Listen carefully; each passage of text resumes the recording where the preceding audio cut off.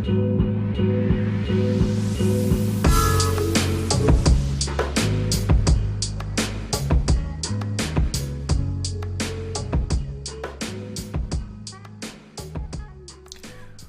up, everybody? This is Dario Hunt from Living Life Fearless, and we are back with another episode of The Fearless Show. Today's date is February 2nd. Well, I'm always on my time. February 1st, 2018. With me, as always, is my co-host, Mr. Doris Walker. Say what up to everybody. What's up, everybody? Thanks for coming. This is Doris, back again with The Fearless Show. My man Dario, and we obviously got a special guest, my man Marvin Touré. What's up? You know what it is. No, I'm just playing. What's up? How y'all doing? The artist. Tell him where he's... Well, basically, he's our second presents artist. He was our second interview for those that have not seen it. I mean, a lot of people have seen the post, but for those that have seen it, he's our second artist on our present series. We did a little interview with him about some of his artwork and just his thoughts about just art and shit in general. But he has finally joined us on our podcast. He is our second guest, and he is our first guest to be on the video format, or the re-video of our podcast. So say what up, introduce yourself, just give a little intro, let people know what's up. What's up, Marvin? I like long walks on the beach and anime. I don't know what else you want me to tell them. No, but I'm an artist. I create works, that really kind of derive from my life. So from anywhere, because I'm first generation American, Ivorian American. So from anywhere from my background in West Africa to growing up in Atlanta, all of that's kind of the crux of the work where I kind of pull from. It's my source material. Mm. So as you can see, they're both in frame together, meaning they're both obviously in New York right now. But you're not originally from New York. Where are you from originally? Oh no, I was born in Maryland, but I grew up in DeKalb County, Atlanta. So that's in. I don't let that happen for you. I don't watch baseball at all. I've been to one Braves game in my life, but I wear it just because it's Atlanta, so you gotta represent. and I actually wore it because of Hove. Actually, that's because of Jay-Z, which is weird. Because when I moved up here, I remember all of my friends, everybody I've known from grade school up until undergrad, whoever moved from New York to Atlanta. Every time I would see them, they always had a Yankee fitted on. And it would always be either the navy blue joint with the white or the black with the white or whatever, navy blue ones. And it was always kind of cool to me that they were always representing a place or whatever, even if they weren't actually Yankees fans. So then and then also with Hove, he was I made the Yankee hat more famous than the whole bar or whatever. So when I moved up here, I was you know what, I'm not gonna get no Yankee fitted, and I'm not gonna get no Yankee snapback because that's just not. I'm not gonna do that. But I will get the Braves joint just because you gotta represent where you're from. I rock the Rockies out here sometimes. I'm rocking the Colorado's joint. I feel you on that. And people ask me, on the street. I got stopped today waiting on the train actually to it was oh, are you from Atlanta? What? It was a white couple. They were are you from Atlanta? I was like, why yes I am. Oh yeah, we're in town. Come see a play, and it's so cool to see somebody else from Atlanta. I was like, yeah. Yeah, I mean, what's it like? Atlanta is definitely a lot more country than New York, that's for sure. So, yeah. So what's that change of pace, change of speed? What was that like the first time you moved out there? Well, one thing, y'all don't have a Walmart out here, so that was one thing. And when I moved out here, there was no Chick-fil-A either. Oh, man. That was a thing. That killed me too, There was one Chick-fil-A, and the Chick-fil-A was in the, I think the food court at NYU. At NYU, and you had to be a student, or you had to just go in there with a book bag and act like you went to NYU and hope they didn't check you for no identification to just go get some at Chick-fil-A. And it wasn't even a full Chick-fil-A. It was one of them mall kind of kiosk Chick-fil-A. So I waited, and then they opened up a Chick-fil-A, up here, and one thing I didn't realize was like a political statement for me to be also going to Chick-fil-A because they got some crazy views too. And I was just like, I don't understand how a place that has such good food has some wild views. I was like, dang. Like when you go there, the service is amazing. But let me not get off on a tangent. So one thing that like so that was some things that tripped me out when I came up here. Also like the change of pace. New York is dirty. Atlanta, I thought Atlanta was dirty, but New York is like real filthy. But actually, let me preface that. I thought that because we live in Lilburn, like we're just like where my family like moved to when I went to high school, whatever. And in our neighborhood, they would always, for some reason, my dad wouldn't let me cut the grass, so like I would have to. He would be like, go out and pick up the trash in front on the yard. Yeah. Before he cut the grass. He wouldn't let me cut the grass. I was like, all right. So, but what's weird is that I would look to the left and the right in the front, and our neighbors never had trash on their lawn. And I mean, we were only black family on that street. So it was just like either a weird coincidence or like some shit was going on. Also, can I cuss? Yeah, man. Okay, cool. Right, like, what do you mean? And also, like, I mean, at first I thought I was like, oh, maybe it's a coincidence. But then one night, like, I was in high school and I heard like some tennis balls or golf balls and like a baseball being like thrown at the front of the house, and I was like, okay, so it's not a coincidence that trash only winds up on our lawn. So, so thank you, New York, for the dirt on the street because it reminds me of the racists back home. So thank you. I thank you for that. Man. But that was like, that was just the kind of, I don't know, the pace of the city was different also. And yeah, that was just a kind of like a learning curve of getting used to like the subway and not driving. I missed my car, like being able to just like get in your car and turn on the music and just listen to whatever album you want to listen to, or or like blast music. Yeah. Even though I had, my little 99 Nissan Maxima, I had a little sound system in there.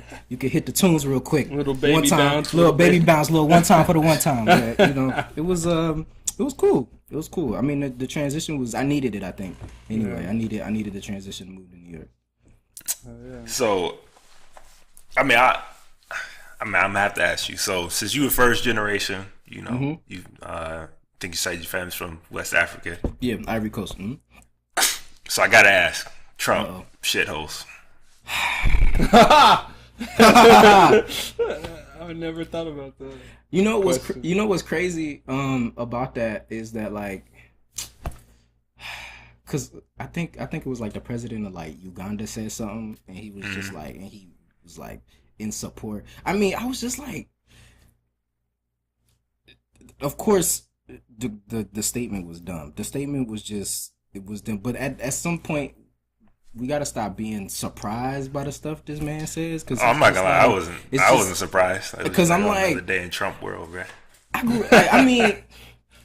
grew up in Trump country, so it's like. Yeah. Even though most of my formative years, I should say, up until like high school was like in Metro Atlanta. When I went to high school, like from 9th to 12th grade, I was in a mostly Republican, mostly white neighborhood. So in that regard, like I'm going home. I think I went home during the election for some time, and yeah, I see the stickers. I remember there being fights in my high school. People who couldn't even, mind you, this is how like asinine this is. These are kids who couldn't even vote. Mind you, too young to even vote, having fights in high school because Obama was being elected and saying wild stuff. So when I saw Trump get elected, all this other stuff, I was just like, of course. So anything he says now, I like how Spike Lee calls him Agent Orange. It's kind of hilarious. But anything he says now, I'm just like, dude, like, what are we? I'm just waiting until like either this man gets impeached or we vote him out, because just hopefully he doesn't do too much damage in the meantime. There's just those comments were like just, I don't know, crazy. I feel like he want attention. Somebody need to like he loves attention. He loves attention. He definitely does. Put him on. I don't know. He get him like Love and Hip Hop White House or something like that. I'm like, I don't know. Crazy. I mean, I just find it interesting that only people we ever respond to are like black rappers, which is strange. And that's also a thing too. I mean, it's actually not strange at all. It's actually like, if you look at it, that's exactly what it is. Like, he's he doesn't really respond when there are real issues of like white supremacy or other stuff, but he responds to black people. That's kind of, that's telling of his politics and what he believes in. I mean, Eminem made a whole album and a whole cipher just about him. He ain't say nothing. No. Yeah, he didn't respond to Eminem. Eminem was hoping for a response too. And the thing He is, really was. He was crossing his fingers. Eminem wrote it crossing his fingers. His fingers were crossed with the pen in his hand. But Jay mentioned his name in like a 2-minute soundbite, and he's all up on Twitter like 30 minutes later. So yeah, it's because he feels offended by that. And then you have, and I've been like, I don't know why I do this to myself. I've been heavily watching CNN since I was like really into politics in like grade school, and I don't know, just watching some of it doesn't offend me when I hear just Republican pundits, like white Republican pundits, talk about Trump and defend his like asinine policies and defend his asinine stances and defend his asinine language. But it really bothers me when there's people up there like Paris Denard, who's like, when it's like black people there, like Paris Denard talking nonsense defending this man. I'm like, Paris, you black. What are you talking about right now? Like, I don't understand that. And it's not even a fact of the color, because I understand there's like people across the color spectrum who have different political views. But I'm saying literally, we're at a point now, I feel like, in our history where where we've been here before.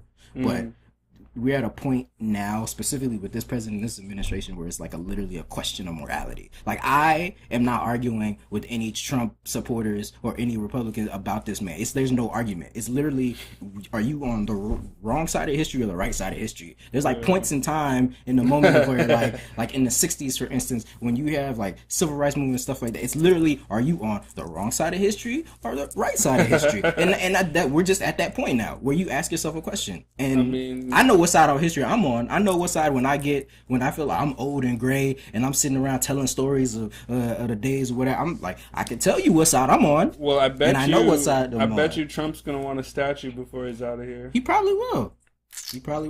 Come on. He doesn't. I bet you, dog. He's that kind of man. He's gonna want a statue before he gets out. He's gonna have a statue. He's gonna be like, yo, maybe a bust. He's gonna put it in New York. Maybe a bust.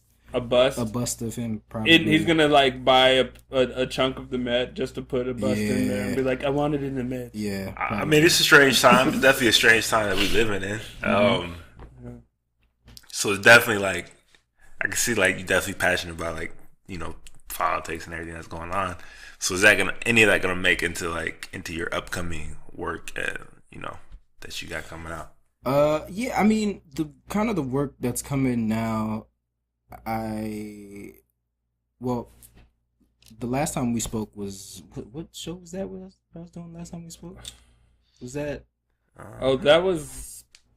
So I think it was right after our September show or before it. Okay. It was after or before. It was around then. Okay. When we had the Gateway Project. The Gateway Project. Okay, so that was before. So yeah, so from that time to now, I had to like kind of take a step back. Because I was really... Maybe it was before Skowhegan. Was it before or after Skowhegan? Do you remember? Because it might have just been at the end of... No, it was after, I think. That was the summer I came back, yeah. Okay. So yes, because that show, I remember, because I was still in Ivory Coast when that show went up. I wasn't at the opening. So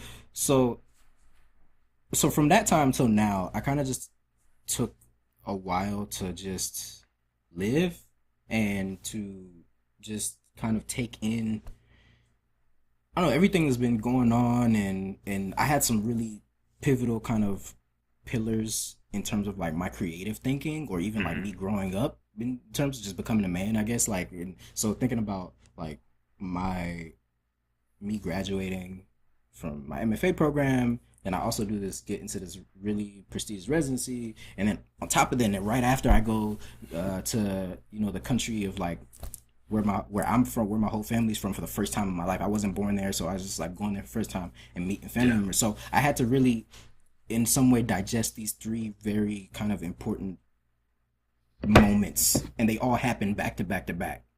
Yeah. So I needed time to really digest and parse out. I mean, I was still kind of making things just to keep my hands moving, but I really felt like I was in a daze, and I'm just now coming out of that daze to understand like what that all meant. You know, like for me to be able to go to the Ivory Coast for the first time, to meet like my grandfather, my maternal grandfather, and to just something simple like saying that I have his hands. You know, that's like a very strange kind of moment that meant a lot to me, that seems kind of arbitrary, but it really meant something. Like to think about that moment, to sit down and think about the moment in time I'm sitting across from this man who I've heard so much about, who's so happy to see me, and then realizing that we have the same hands. Like it's just, you know, and I mean, he's my only living grandfather, so that's also a thing as well. And my you know, great grandfather passed away when I was like in high school, I believe. So it's kind of like a man from that generation, and then all the things that he's done in his life, and just being able to like talk to him. And it's funny, like him not even asking anything about me or what I have going on, just like accepting me as his grandson, just without any kind of preconceived notions, without any kind of qualifiers, just meant the world to me. It was just something that I needed to take time to kind of digest, really.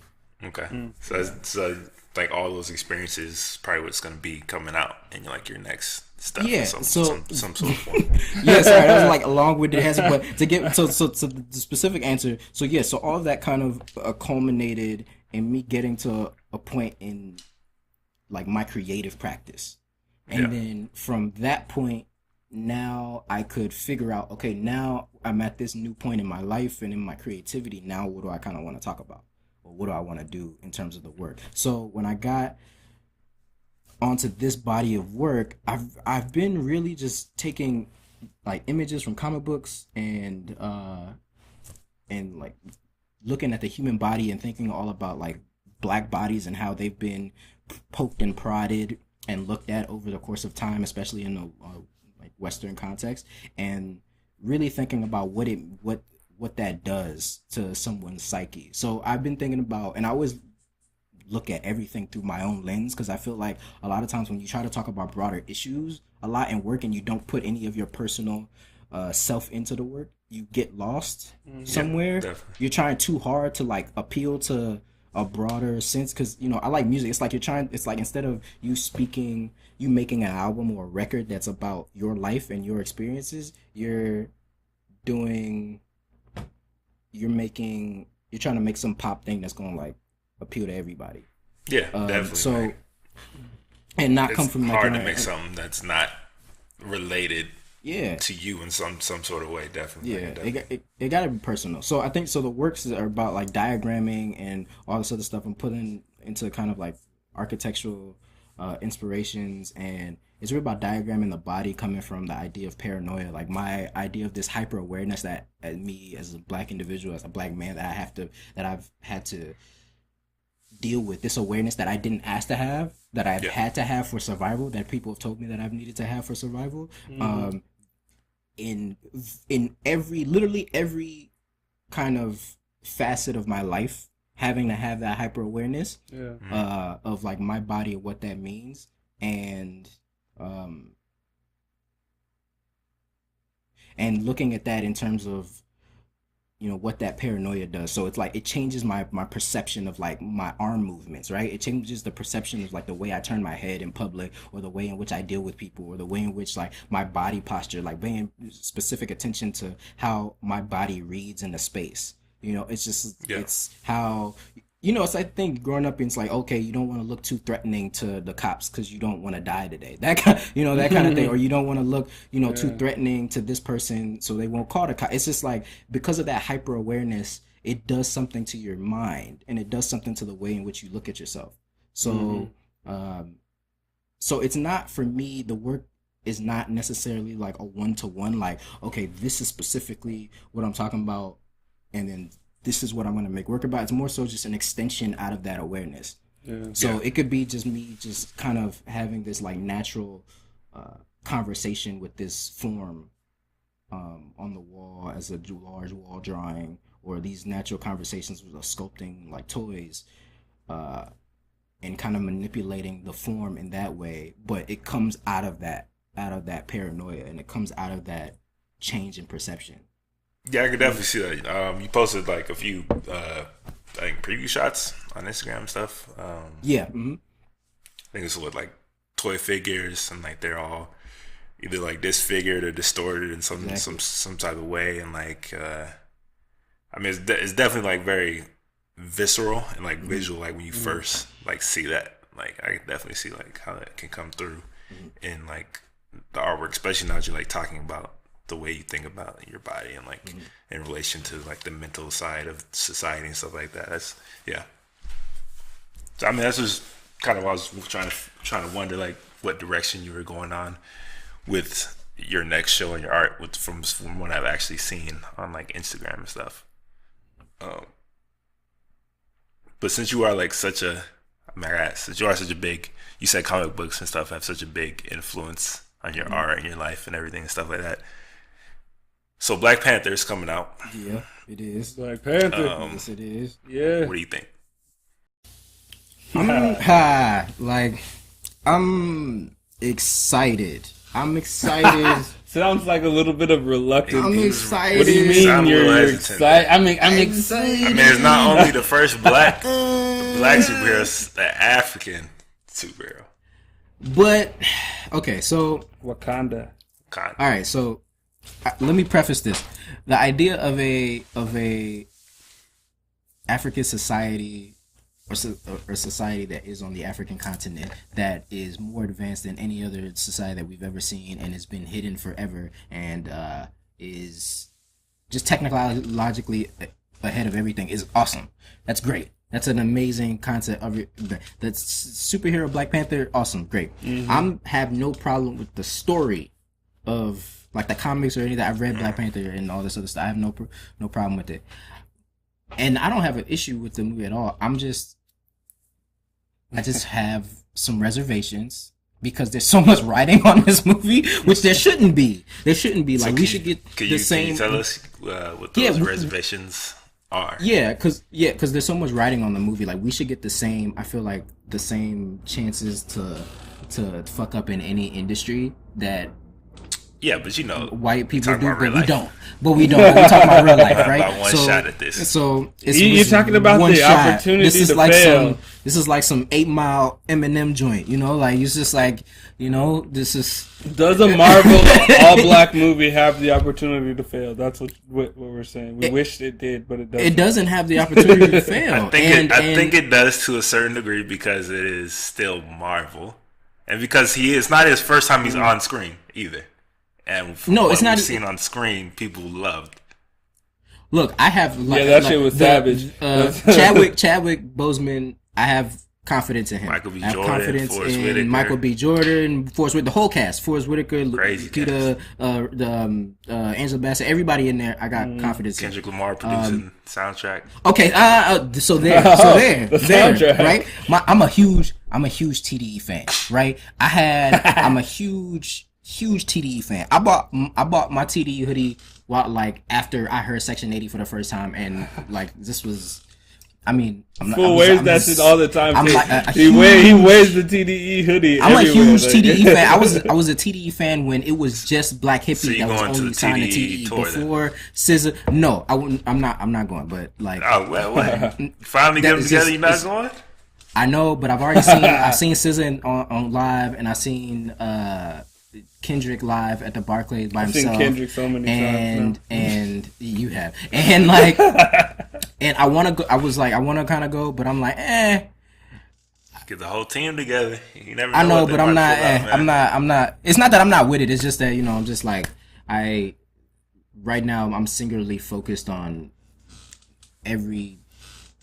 all my funds going to creating like work right now. Yeah, the grind. So like, if I'm gonna invest money on a concert ticket, like, and I hate to say, before I go there, let me like get to the first point. Okay, so the soundtrack to Black Panther with TDE. I love TDE. I feel like I'm a day 1.5, day 2 fan. I wasn't on it from the OD or anything, but I was there. OD was so sick. It was. But I was a fan. That was so sick. So Yeah, I'm saying I was a fan when like Day one K. Overly dedicated. Overly dedicated was crazy. But I was a fan when it was just Black Hit, when it was just literally Kendrick, J Rock, Schoolboy Q, and Absol on there before SZA, before Isaiah Rashad, before Lane Skywalker, before Sir was on there. Sir. So what I'm saying is I have confidence in them to produce a body of work that is gonna affect the culture and is gonna be, you know, they make good music, they just do. Mm-hmm. But I also take pause with the fact that this is a imaginary African nation, right? And of course this movie isn't just for, this movie is for the entire diaspora, right? Of everybody. So to give it to TDE specifically, I would have loved for it to be a collaboration album with a bunch of artists from various different parts of, I mean, from so would like you artists from. To hear, I wanted like Afrobeat. I want. No. Tekashi I'm not trying to hear Little Pump on there. I'm not trying to hear Tekashi. I'm talking about like. I'm talking about like MAD. I'm talking about. I'm talking about WizKid. I'm talking about T. Sap. I'm talking about like actual African artists. Yeah, yes. I'm talking about. Do they have any features? I don't even know the track list. Salif Keita on there. I haven't seen the track list. They could have some features. They do have features, but I'm saying that they could have had Yemi Alade. They have like, there's a bunch of people. DJ Arafat. There's a bunch of people that they don't. That could have been, I think, on there to get. Hell, you could have put Blacksmith, Mabazo on there. Like, you don't even have, you know what I mean? Some like there's a bunch of. So for instance, like I don't know if you're familiar with the movie, the musical Serafina, right? No. So it was a musical. It's about like kids in apartheid, and it's about this young girl Serafina and like about like students rebelling and all this other stuff, and then the government throwing students in jail for protesting, all that, for protesting Mandela and everything like that. So when they do, and Whoopi Goldberg's in the movie adaptation. So when you listen to also it's a musical, so it's a bit unfair, but when you listen to it sounds like South Africa, right? And I'm saying because this is an imaginary like African nation, like I kind of want it to sound like not an amalgamation of the diaspora, because that might be too much, but like I want it to sound not like a TDE album. You know what I mean? Like I don't want it to sound like some I don't want it to sound like I'm listening to Kendrick, like TDE. It's like Bad Boy and the Family album coming together. I'm like, there's like, you know, I mean, it's in. Again, I'm saying it's in a mythical African nation. I do think it's a smart move because it's going to appeal. No, of course, crowd. It's money. Of course, it's money. It's money. TD's hot. Kendrick's hot. It's gonna be good music, of course. But I'm saying I've been hearing nothing. You said what? From people who have gone and seen it already. I've heard nothing but amazing things. People say that the soundtrack is going to be dope, which I'm pretty sure it is, and it's a Marvel movie. I'm just saying that when you look at Guardians of the Galaxy, for instance, right? That was J Rock's best song. Yeah, we're not gonna get on J Rock. We're not gonna get on my dude J Rock right now. But like when you look at it'll do the most numbers. Hold on. When you look at Guardians of the Galaxy, right? Guardians of the Galaxy, their soundtrack is crazy because it's of the time. It's of that time that Guardians of the Galaxy and Capsules, and it's like, and it's very much so indicative of like Star-Lord's interest and all that, and how they position it in the movie. It makes sense. Yeah. So when you listen to that, I'm listening to like Hall & Oates, I'm listening to 10cc. They might have a little Michael McDonald in there. You know what I mean? It's like it's like a little bit white soul gumbo and all going on or whatever. You know, you just want to woo, like it's just it's really dope. But when I think about, I just think about Black Panther soundtrack. Because I listen to Afrobeat and also Afro trap and the contemporary music coming out of like different parts of Africa, whether west, south, east, west, like I know that it is as globally that music is as powerful as what we have here in America, and I feel like there should be not one over the other, because I don't think there's one that's better than the other. I think there should be more connection there. And I haven't heard the soundtrack, but from these just are all the assumptions. point of You them, don't know. yes, this is all assumptions. From what I've seen, the Trice, Afro beats, you don't know. yeah, they could, but I'm saying though, from the track list, I don't see like equally some like African artists and TDE. You know what I mean? Because it's like it's a TDE album, and the thing is, it's just like yeah, but that's like giving Drake. Talking about Drake coming out with a dance hall joint. I don't want to hear Drake talking about But what about but at the same time he did But explode. it's Explode in the the 6A, concept album though. It's like what if they approached it like Jay-Z did American Gangster? I mean he is approaching when it they more come like out Jay-Z with, did like, with American the Gangster. Black I don't Panther. even think it's the official soundtrack that's used in the movie. I think it's just the companion soundtrack, honestly.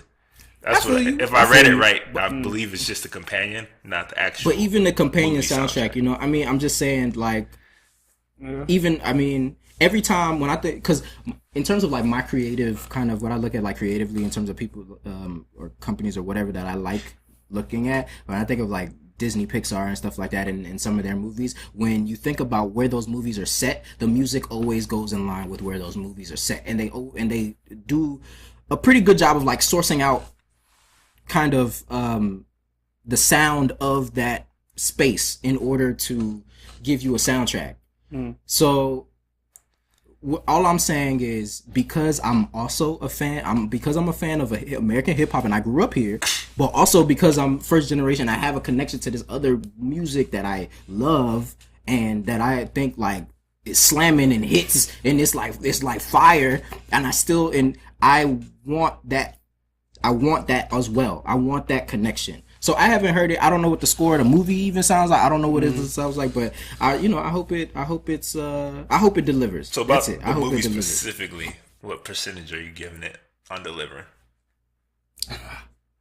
Oh, I mean, I can't even rate the movie now. It's like too early to tell. I mean, I just really want to see it. I mean, what's your excited for opinion it. that you think it will deliver? Like 60% chance that it delivers, 70% chance that it delivers. Well, I feel like all around I'm just hard to please. That's just me. That's just Marv. I just feel like I'm all around just hard to please. And I think that I don't know. I think the movie is going. I think the movie's going to do what it's supposed to do. It's going to do numbers. It's already doing numbers. It's going to be a dope movie. I mean, I have an unpopular opinion that I thought Luke Cage was horrible. I have an unpopular opinion. We both That's a very pretty much unpopular. agree it's not that great. Yeah, I don't know who thought that was unpopular. I felt like people thought it was like sacrilegious. Like I Nah, said, Luke like, Cage just wasn't what it was supposed to be. Yeah, I thought. I mean, if I told some people that I didn't like Luke Cage, you would think somebody said I said fuck Black History Month. I was just like, I just said I don't like Luke Cage. I mean, you know like, what people get when you don't have that much Bro, representation. all out of the there. Defender series, every Defender series is trash except Luke for Cage is trash, like- except for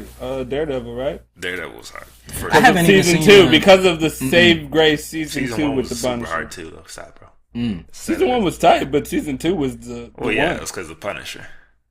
Facts. Oh, there you go. The Punisher Yeah, was there- that whole there- season. there Like, you go. so without that, yeah. But yes, I'm excited for Black Panther. I'm wary. I want to listen to the soundtrack because I want to kind of see the critique. I want to kind of see where they're gonna take it. But I have my reservations just because of the fact of it's like, you know, I need more of my art. Because also, did you know? Fun fact. That the Cora Awards, right? The Cora Awards. It's like an all African music awards, right? It's like equivalent to like an African Grammys. Never heard of it. Have you ever watched BET? I haven't watched BT In your life? in about since high school, bruh. For real. Okay, I'm just saying if like BET. When did Rap City go out? When did the When basement? they cut off 106 Park. Yo, I left with free. Like, I left with free left, yo. I mean, When when they cut off 106 did Park. the So basement stop? Like when did all so- that? You know what I'm saying? Yeah, So when I'm Tigger saying was when gone. Tigger- When he left, I After was gone. Tigger was gone, Yeah. yeah. That was it. I saw Tigger at I saw Tigger at AGP one year, but like, saw Tigger? I've but been at around Atlantic for the Greek Bow Picnic, Wow I saw days, Tigger. bro. He was presenting this. He was doing a stroke competition, whatever. But okay, so there's so there's BET, right, and there's the Core Awards. I've seen the Core Awards, and I've seen BET. I've never seen them together. Meaning that I'm like, if you're Black Entertainment Television, for me, I've never seen you televised a Core Awards or All African Music Awards. Y'all niggas want to complain about the Grammys, but then don't televise, don't empower like our own stuff. So I'm just like, that kind of rubs me the wrong way. Sounds also, like the NAACP. and also, like I gotta look at like Trace Urban or some of these other like international kind of media in order to get like music. Like, especially like they're talking about urban music, but I gotta go to these other like international media to look at like black music from other countries. When I mean, the BT Hip Hop Awards does it sometimes with their ciphers, where they'll do like a international cipher and they'll have artists from other places come and rap. But like for it, like I shouldn't have to go. Like it took them like just now for Ebro to do interview with MHD or whatever. MHD been popping. He's like a young like the dude who can Afro trap. It's crazy. So I'm saying that, and I'm saying that like BT, there should be more coverage. They probably interviewed of the like diaspora. 3 African artists. Of the diaspora. Like there's no reason why if there's a news outlet and y'all haven't interviewed, for instance, y'all haven't interviewed like or played actual dance hall or contemporary dance hall from like for the past like I don't know 6 months, but then y'all been playing like views on rotation heavy, like you know what I mean, like you want passion fruit. You know what I mean, like I'm just saying it's kind of strange. Pistol, playing pistol. Kind of strange. I need a pistol. You know? I mean, what can I say? African music does not get represented well outside of the continent. Not gonna lie. Because best believe when you go there, they are playing Black American music. I'm telling you, when you go there, they listening. So when you go everywhere else in the diaspora, they always playing. But it's just like the love don't seem to get what you call it. Does the UK count for like American hip hop, including UK black artists? They listen, but they also got they like hip hop wise their own like hip hop. But I'm talking about black music in general. Like because at the same time they don't interview black artists from out there. Like recently there was a story. Well, this is more music related, but like QC, the label that runs with Migos, Quality Control. Yeah, they are co-signing what's her name, like Sister Soldier or some UK female artist that's like a primarily singer, but she did a rap like recently, some freestyle, but. I thought it was interesting that QC was co-signing a female UK artist, hip hop artist. I mean, I think now, like, because of the whole grime scene popping, like, it's more and more the hip hop is like taking notice. American hip hop is taking notice of what's going on there. But like, if you listen to old heads talk about like not old head because people don't like the term old heads. You look like elder statesmen in hip hop who talk about stuff like that. They've been the respect. They've been elder statesmen. Take notes. They've been don't say old heads. Say elder statesmen. They've been going to these other places and having like one-on-one interactions, but the media people aren't really doing that. And also it could be like language barrier as well because that's a big thing. Whether it's like. Well, I would say if they're not speaking English, it's not going to get much play in America. That's true. but you don't listen to songs unless it's like Despacito. That's about it. Despacito. You get one of those a decade. Yo, put just the beebs. Put the beebs on it. Yeah, put the beebs on the remix. I would say that, but there's also music coming out of like I don't know, Ghana and Nigeria where they speak English. Like, you know what I mean? Like, and there's like there's the Afrobeat that's in English. But I will say it's also accent. Accent is a big barrier for a lot of people when they hear. How do you feel about Die Antwerp? Die Antwerp. You ever heard of them? No. Okay, well, never mind. We'll skip that one. But let's get back to some our shit. I know Darice. I know you had some some questions, some topics you wanted to bring up yourself. Oh yeah, man! I was gonna ask you about you came up with a title for your show recently, right? I've been changing it. I feel like the process right now is kind of like when Kanye did Life of Pablo, and he put it on Instagram and had like a list, and he kept scratching out. Yeah, it's like every other day. I'm like the week before he had like 4 names. Still. I was just like, I'm gonna, and then I don't got it, and I got it, and then I don't got it. So all right, so don't even say it then. Don't even say it then. We're gonna skip that. Name's important, man. The name is important. Yeah. His name's important. That's what they're going to remember. Because it'll be like, oh, I remember that show. What was it called? Yeah. Blah, blah, blah. And, oh, yeah, that was dope. You know, there's going to be that show with that name. And, and the merch hitting too, so that gotta... Yeah, man, the merch, you know. What I mean? Yeah, like, you remember when I had the t-shirts going, bro? That's what I'm saying. Ooh, that was fresh. Yeah. I had a solo show in Harlem where... The galleries made t-shirts with the title. It was called Black is the Giant. Black is the Giant. It was dope. It was hard.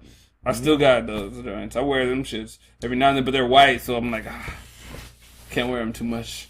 I wear like dark colors. I'm gonna get the black on black joints. But I wanted to ask you a little bit more about some of the choices you're making in like your new work, like in terms of like what seems like a I don't know, it's almost like magnified like targeting and draftsmanship and and storyboarding, but then almost a like I don't know, like a take on the mystery behind real life, like you know, like the darkness that's there, but like hot take. Darice is writing a press release right now. He's writing a press release, the whole statement. Like,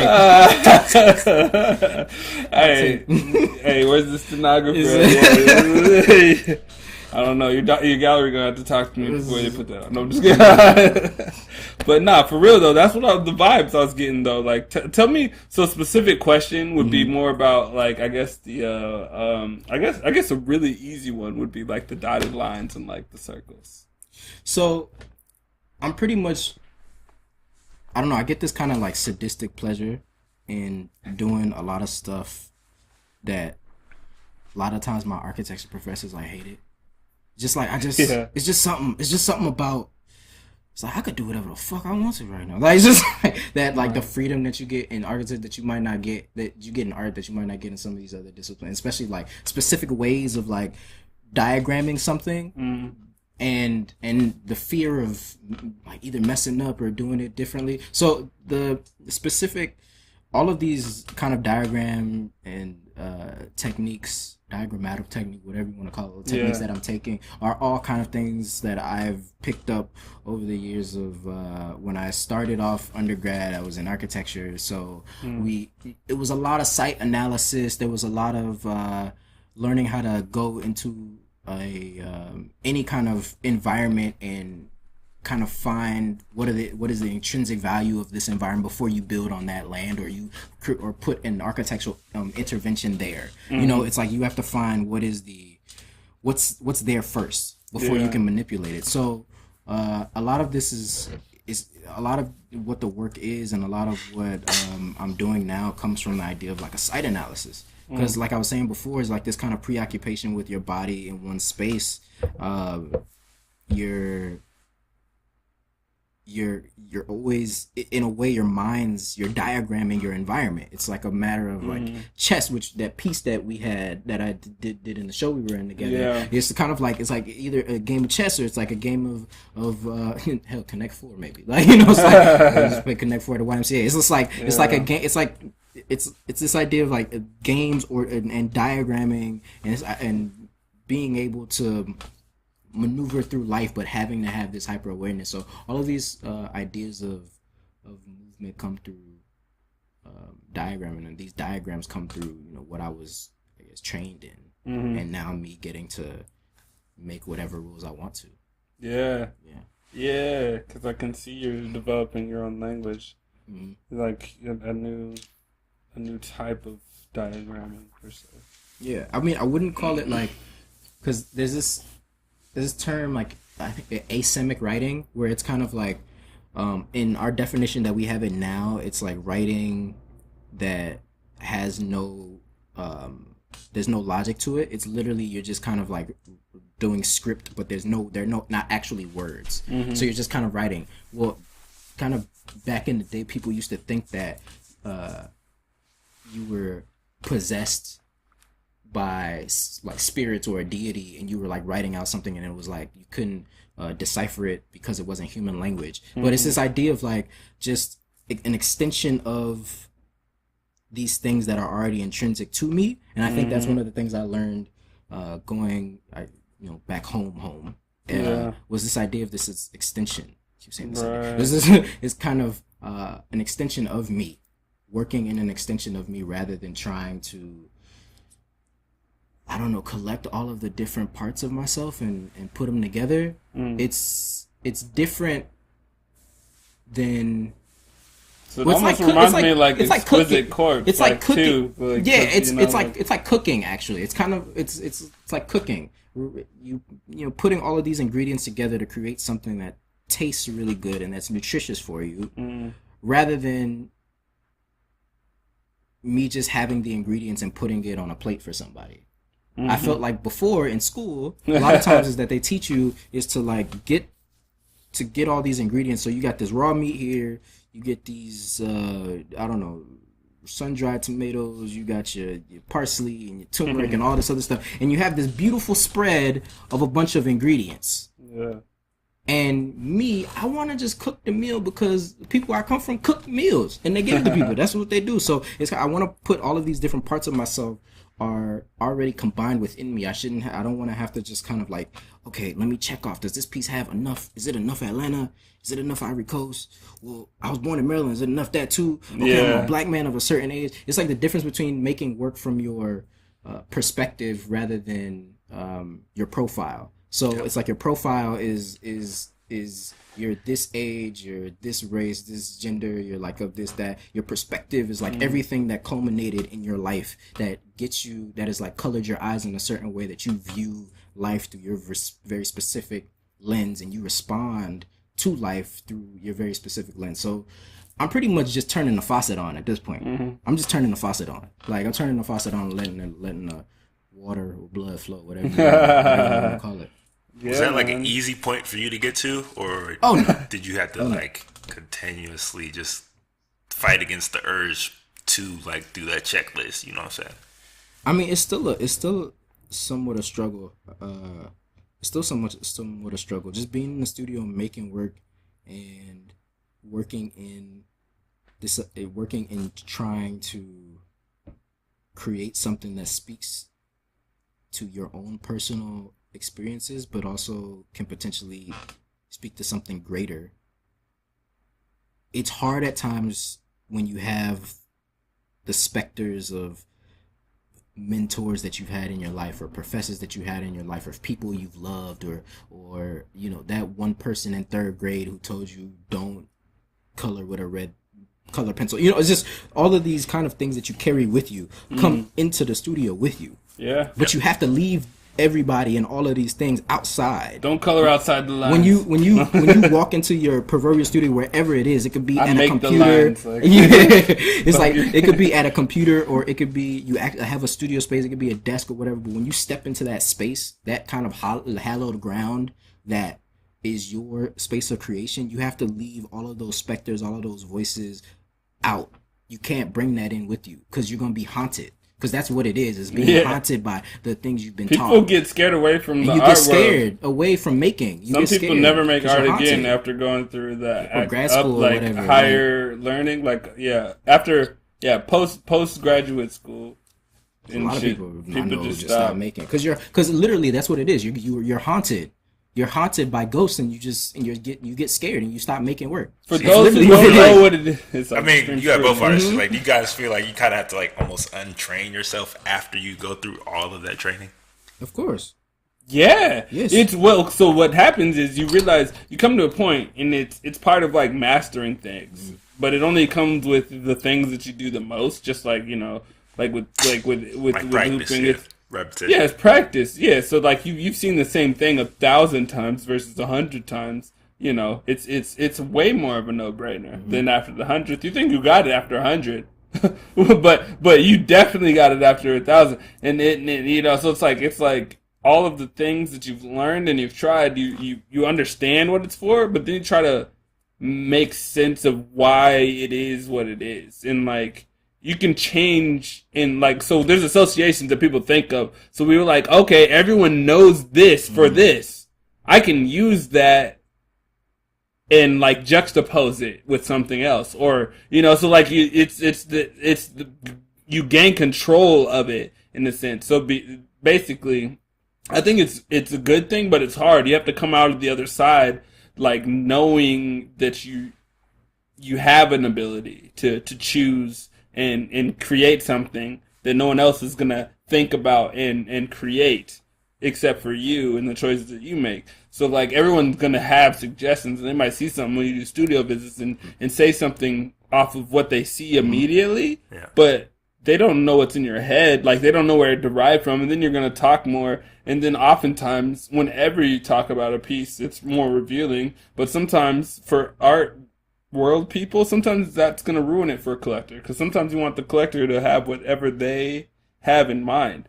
So there's a double-edged sword in terms of like oversharing what your intentions are as an artist, because you still want the viewers to be able to interpret the work however they see it. And also like I don't know, I used to just kind of repeat this mantra to myself when I was in grad school is I mastered the lessons when the master's lessons lessened.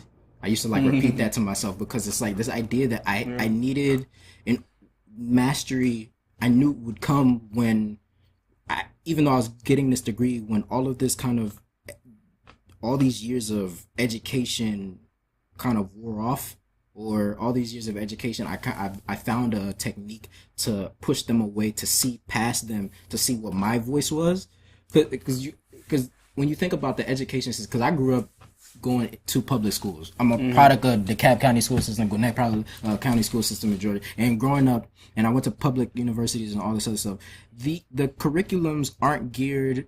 There's, in terms of where the perspective is, it's one perspective. They're teaching history from one perspective. They're teaching art from one perspective.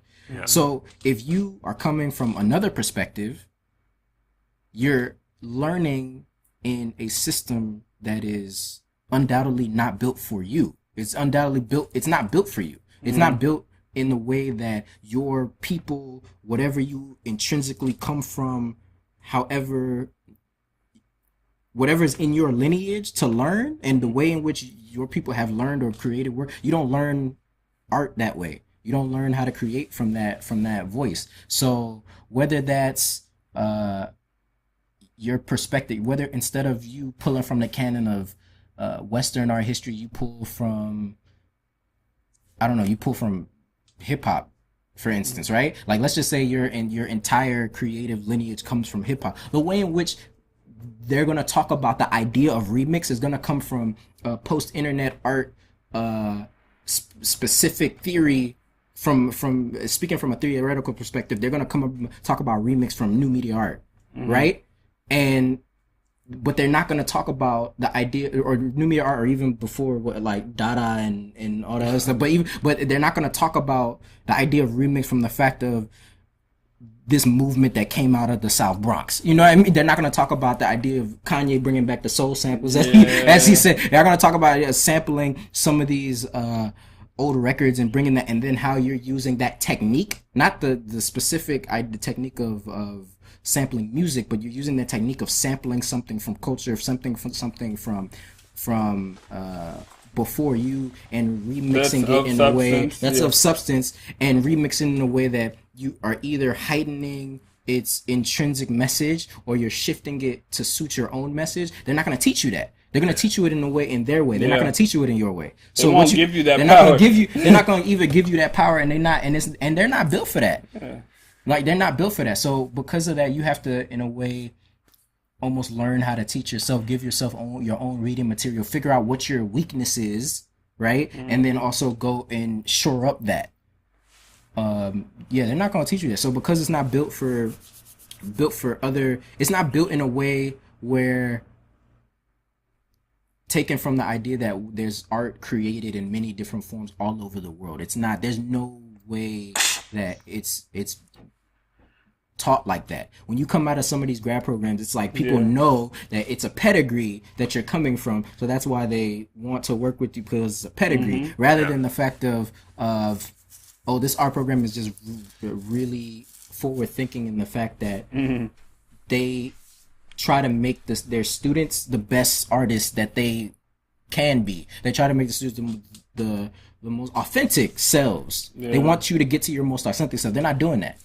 They're not doing that. Yeah, it's like, I mean, that's probably the biggest struggle of like any school system is that you got to teach so many different people from so many different perspectives and backgrounds and try to like standardize it that you won't, get to the true heart of what each individual particular needs. Yeah, I think that's that word standardize is also the prize. Like you can't. It's just there's some things you just can't standardize. Yeah, and like art isn't. Nah. I can't say that. You could do that. You could do that with medicine. You could do that with law. Yeah. You can't do hard that. Science is hard science. Yeah. You can't do that with that. Soft science, like art is a soft science, and that's weird to say soft because it's like it's not weak. It means that it's not constricted. It's malleable. It's malleable. Definitely. So when did you know that you wanted to be like an artist, like a professional artist? There's a question right there. When did I know? I'd say 2012. But I think that I never wanted to be an artist actually. Like I didn't want this at all. Who would want this, bro? No, I want to go through that struggle. I come from a West African family. Bruh, it's either medicine, law, engineering. Pick one. That kind of thing. It's like you're not an artist. There's no really artists in my family. The closest thing we have in my family to an artist is probably like my aunt who's a journalist. That's it. But you can't. There's no. Or professional, I guess, somebody doing something professionally creative. But it's something that's intrinsic in me. I mean, my dad's super creative. My mom is crazy creative. My mom can do so much stuff. Like, paint, so just everything. She's just, wow, my mom's doing installations and all sorts of stuff. But when I think about when I decided it was 2012, because that's the time, I say 2012 because that's the moment where I realized I can't run from it anymore. And I guess my feet got tired, so to speak, of running from the fact that I was an artist. So I was just like, okay, well, I'm going to have to find a way to make this work. This is it's not something I can run from. This is because I have a capacity. I think we all do, like to do a lot of different things. Like you have the capacity to do a lot of different things, but there's one thing that you actually love doing. And some people are okay with doing something in their lives and to kind of make ends meet and stuff like that, and then do that one thing as a hobby, or if I like underwater basket weaving, right? Like I may not know how to make a living at underwater basket weaving, so what I'm gonna do is maybe do basket weaving and then do underwater basket weaving on the side. The idea is the goal is to try to make underwater basket weaving your 9 to 5 or 9 to 9 or 24/7. Like that's what it is. It's like there's this song I used to hear on the radio. If you can't, what is it? If you can't be with the one you love the one you with. That's like it was like like a lyrics of the song or whatever. And I think that's what a lot of times ends up happening in life, is to say the thing that your true love, whatever that is this passion you have, is trying to find a way to make that be your everyday. So yeah, I couldn't run from it anymore. So I made the conscious decision at 2012 that I was like, I have to find a way to make this work. And I'm still trying. And it might be a lifelong kind of struggle to figure out how to make it work for me and make it work for my life. But it's something that I cannot run from. And it's something that is like intrinsic in me. It's like I can't no more change the fact that I'm an artist and change I don't know, my skin color, and I'm not into skin bleaching, so you know what I mean. Like it's nah. You said you were from West African traditional family, so what was that like? So what was their response? Yeah, an artist? Nah. So what ended up what happening? Do you do? I mean, but what do you do? No, my mom was kind of really more so. Initially, I should say, my dad came around. I mean, because having West African parents, like the idea of me saying, "Oh, I'm going to grad school," they love degrees. Like it's like did you open up with that? Oh, I'm going to grad school. And then like, No. like, I think that's when people came around was when I was like, I'm going to grad school. It's like, oh, master's degree, yes. Like, so, but initially, my mom was kind of the person that kind of like just, even though she also had her reservations, but she was kind of initially, because she told me about this. She had once, I think, had the opportunity, I think, to go to design school when she was young, and my grandfather, whoever, didn't really stay.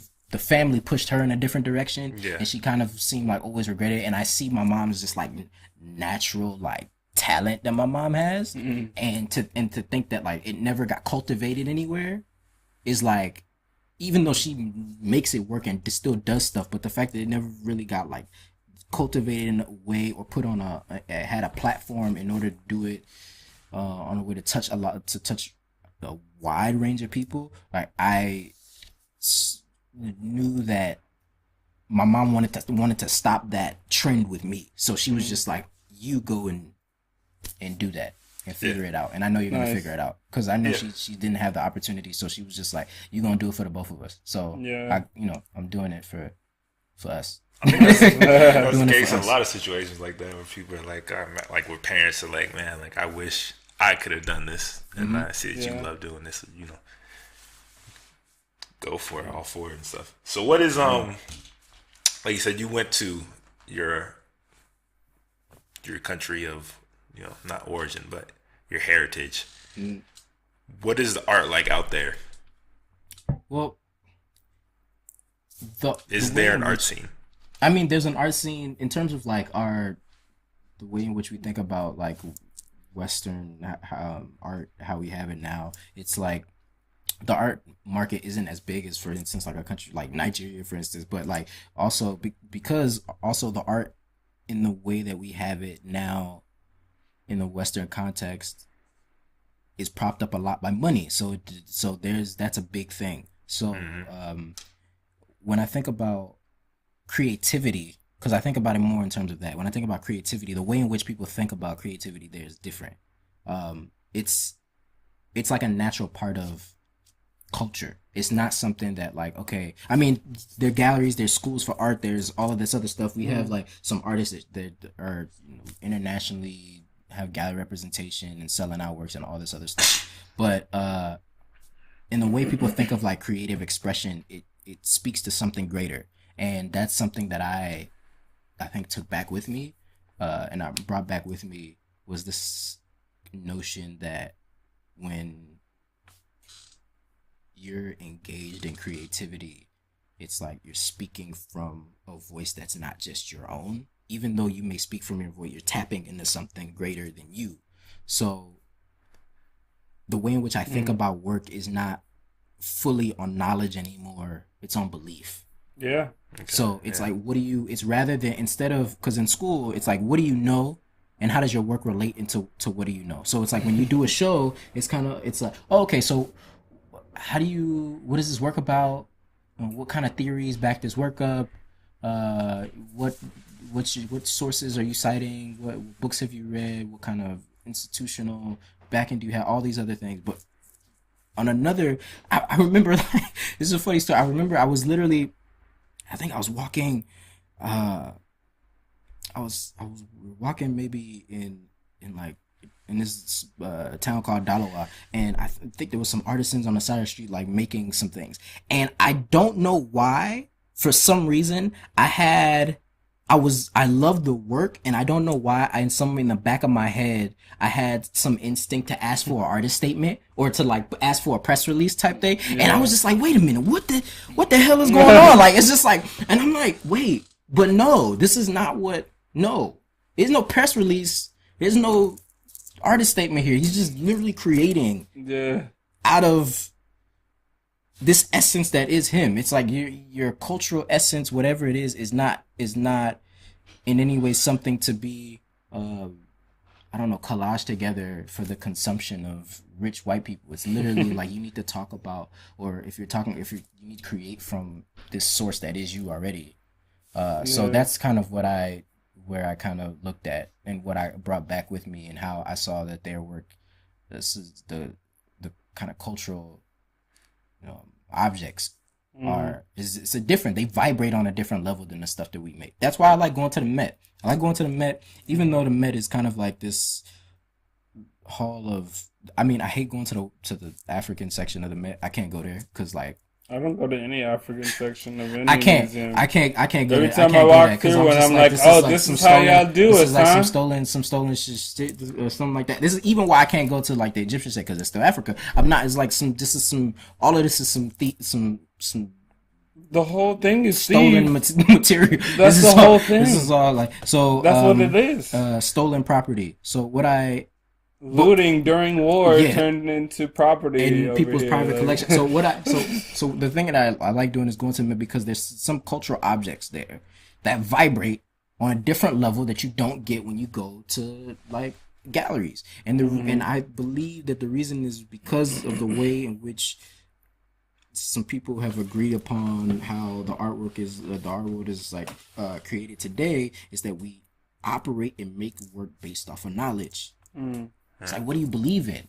People don't believe in shit no more. Everybody's like, our generation of people, all this other stuff is like cynical. We don't really believe in shit. We don't believe in the government. We don't believe in nothing. And it's not like I'm here a proponent of believing in like old institutions or old like bastions of bigotry or anything like that. But I'm saying that there's something to be said for like a artist who literally believed in the idea of humanity and believed in humans and believed humans were at the center of the universe and how they depicted the human body versus somebody who was like, oh, I just studied anatomy theoretically and I'm just making paintings. It's like, it's very different in terms of like how they approach depicting the human body and how they approach. It's like when you believe in something, like if I believe in pencils, right, the way in which I'm gonna depict a pencil is gonna be different than somebody who's like, well, you know, I studied the ramifications of this company's pencil making factory on the beaver population in North Dakota. It's gonna be different, the way in which we do that. Not to say that like you bringing light to beaver populations in North Dakota is like a bad thing. But I'm saying that like there's a difference in the terms of the art in the work that we're gonna create. It's different, and I don't think that work vibrates on that level. I like the code you're using right now. You know what I You're mean? being hella PC right Yeah. now. Just for the people, I'm just like, wait, this motherfucker. It's like, all right, I see you, Marv. You low key chilling, but you know you're kind of being interviewed. You're like, keeping it clean-ish. I feel you, bro. That's what's up, though. Yeah, man. I feel you. That's what it is. Like, you're saying so much like truth right there. So like, I don't even know what to say after that. Like, I mean, you had more questions, Drews? Let's see. It's 2018. You got any important goals? Goals Yeah. for 2018? We just started the year. 1 month in, 1 month out. Oh no. 11 more to go. Oh no. You know, last year was crazy. That was a long year, right? Last year was not a great year, but I don't know. I feel like I'm taking it like month by month, and I feel like I'm like making sure I'm paying attention to the environment and like spiritually around me and the vibes and the vibrations and all this other stuff. And I think that I feel like there's personal lessons I can take out of every kind of point. So for January, I feel like I don't know, personal kind of lesson I feel like I was being taught over and over in that month and that just passed was just because you don't wait just because you have time. Yeah. Just like that's just the thing that just kept popping up in my life, and I was like, you know, I wrote it on my calendar. It's like, don't wait just because you have time. Yeah. And I feel like there's gonna be something else that I learned in February. So it's just like in terms of like goals coming along with like lessons, I just kind of take them as they come. And me, I feel like I'm just singularly focused on making the work and trying to be really as authentic as possible, because this work really for me is as raw, I feel like, as I've kind of ever been, and which is a lot to say because my work in the past has been really open, but I feel like it's as raw as I feel like I've ever been, because I'm talking about like like parts of myself that I haven't spoken about previously. I've talking about just anything. Like I'm talking about there's things of when you let me put it this way, when you deal with the idea of the body, right, and when you deal with the idea of like being super aware of how your body reads, that literally goes across every spectrum of your life. Yeah. Every spectrum. So like I mean, example, like if you like right now in the Me Too movement and everything like that, you listen like women talking about like living in a society, in a patriarchal society, it's like crazy. Like the idea of like having to modulate their, you can't live free in a society like that. It's like moving through society and in this kind of overarching system where we as men don't really understand what the hell's going on. We're just like, whoa, well, I was just saying hi, and you don't realize that you might be the 10th or 15th nigga to try to like talk to this woman in the like the span of like a block. So it's like in me as a black man, like I don't go through what women of color go through, but for me to speak through my perspective of my body being like sexualized by white women, my body like this like real stuff that I've kind of like maybe touched on before, but I haven't actually, like the idea of like the and how open with that, because I feel like black men, we have kind of conversations, but there's also this other notion because we're men, so there's this other like there's this duality that we don't often talk about unapologetically, and I feel like not right now, especially with who we have in office. Like I feel like there's no excuse for anybody now, of any person of color, to ever to be ashamed, any marginalized group to be ashamed to speak 100% their truth. Facts. When we have this like this, you know, as Spike Lee calls him, Agent Orange in the White House saying whatever the hell, and a white man got like elected to, you know, the highest office in the land. I feel like no marginalized group should be afraid at this moment to speak 100%. Of course, there's pushback. Of course, there's danger. But I feel like if they gonna speak 100% like and talk they shit, we gotta talk our shit. And it's not about like getting back at them. It's about like I can't like be silent about this shit. So so I'm gonna talk about like when he got elected. I was like, yo, that means whatever the fuck you want to do. I was like, Nas said it best. he was like, go after whatever you want, like regardless if it means like blood or war, because like they're not gonna care, you know. Like it's literally just you and the ideas, and like whatever you think, like you gotta literally invest in yourself, people.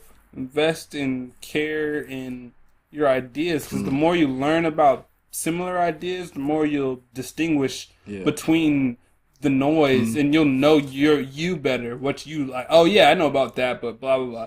Yeah, you know, but this is what I'm doing. You know, like real talk. That's why artists go to art shows. Like, you know, that's why Picasso is Picasso, but he's famous for going to everybody's studio and kind of like low key. Just kind of like taking that shit. I ain't trying to go to everybody's. I'm trying to say, I'm not trying to. I don't even like going to art show. But like what else? It's what? Like, you gotta where was you at today though? Yeah. Where did you just come from, huh? What are you talking about, bro? You just came to an art show. I don't like going to a lot of art shows. But I'm saying that, like, you know, it's that statement that says everybody's like, you know, you should have the confidence of a mediocre white man, and I think that's true. Like, you should have the confidence. You should be like because like I was saying, because like I was saying about the word in terms of that paranoia, in terms of like modulating like your body and how my body as a black man is consumed in terms of like this idea of the very specific field of being so like, hyper masculine, hyper violent, but then also being hyper sexualized. That's like wild, you know. So you know, your topics are definitely dealing with body and like how we are perceived and by society. I gotta ask you. So, what do you think about Get Out? What I think about Get Out? Yeah. That was because Get Out because it deals with that whole perspective of the body and like being like, you know.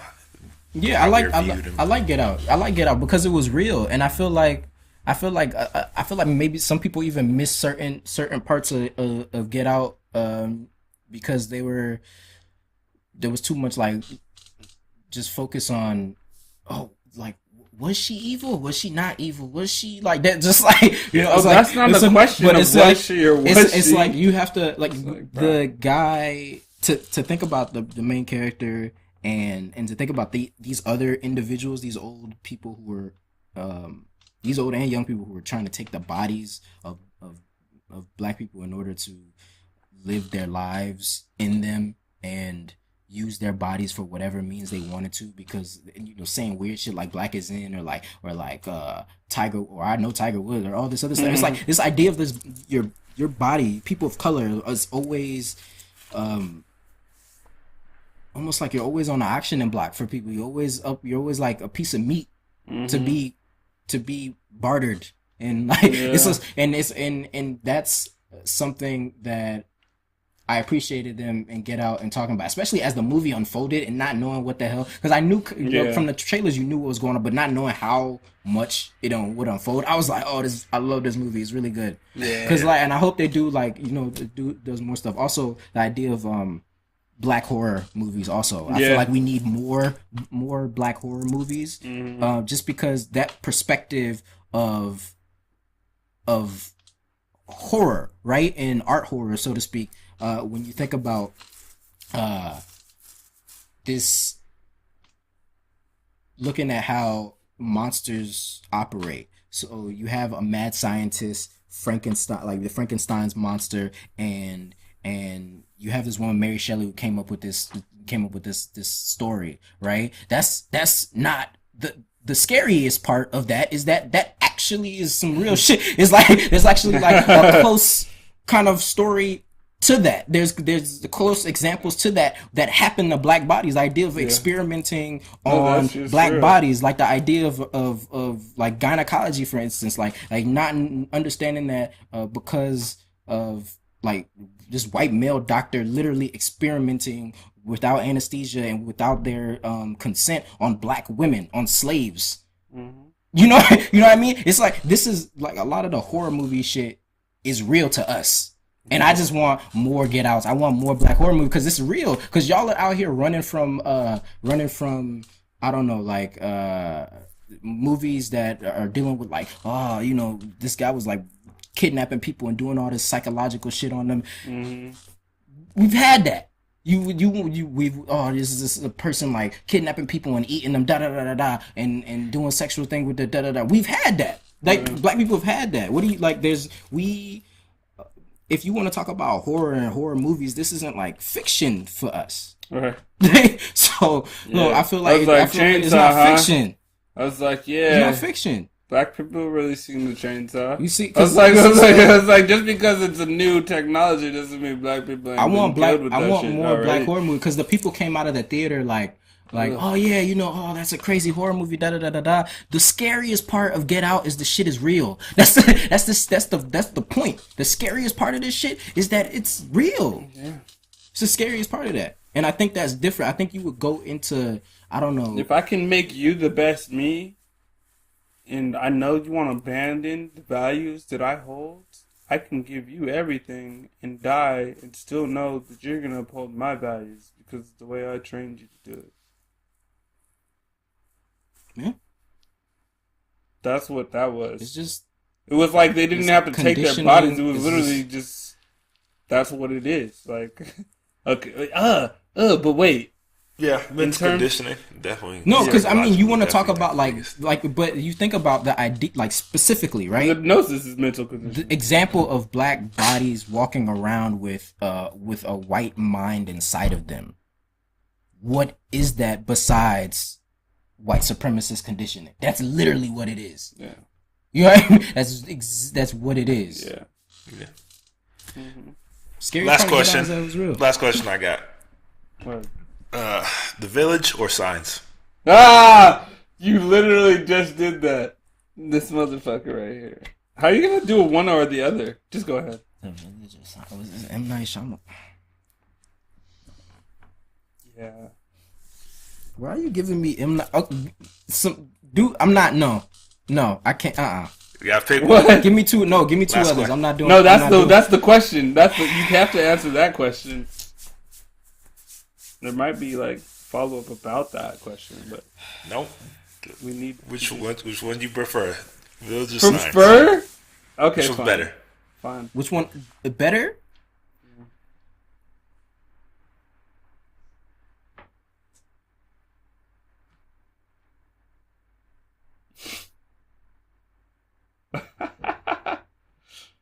What do you think, Marv? Village or Science, bro?